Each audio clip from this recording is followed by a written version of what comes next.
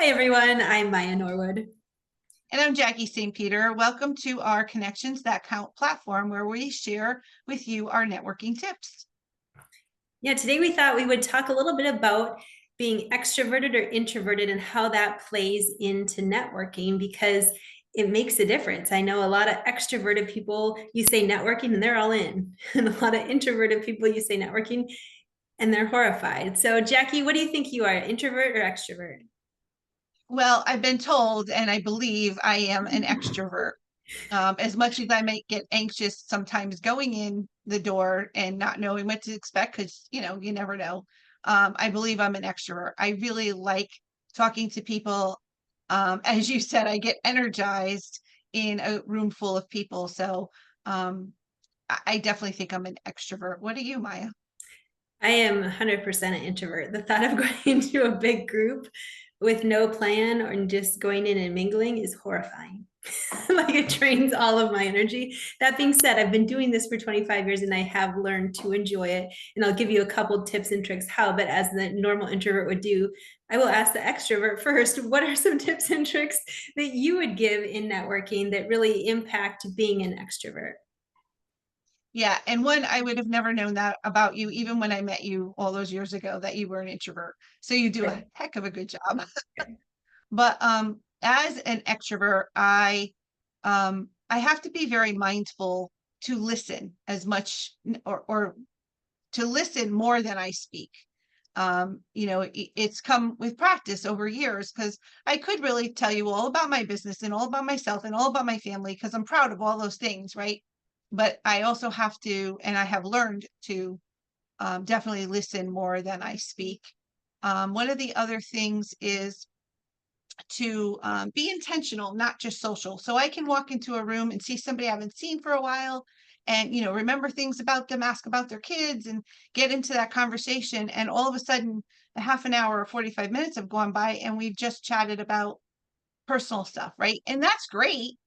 And if that's what you're there for, that's great. But if you're there to create new contacts and build your business, then you need to have a plan, right? And so sometimes that's not even talking to the people that you already know that are there. That's going to talk to the people that you don't know, which is for definitely for an introvert a little bit more difficult. But I do feel that as an extrovert, I can go and create those conversations. But it's definitely making sure that you're asking about the other person and making sure that the conversation is two-sided. How Yeah. about you? Well, I think for an introvert, one thing that makes us feel secure, also it makes me, because everybody's slightly different, is having a structured meeting to know what to expect. So you're not just going in and looking around the room going, what am I doing? How long do I have to be here? Where do I stand? What do I do? Who do I talk to? You have the plan, you know what to expect, and you can go in with good intention then. But it is still important to go to things like chamber mixers or a mixer where you would just go to network, like just go to talk and socialize.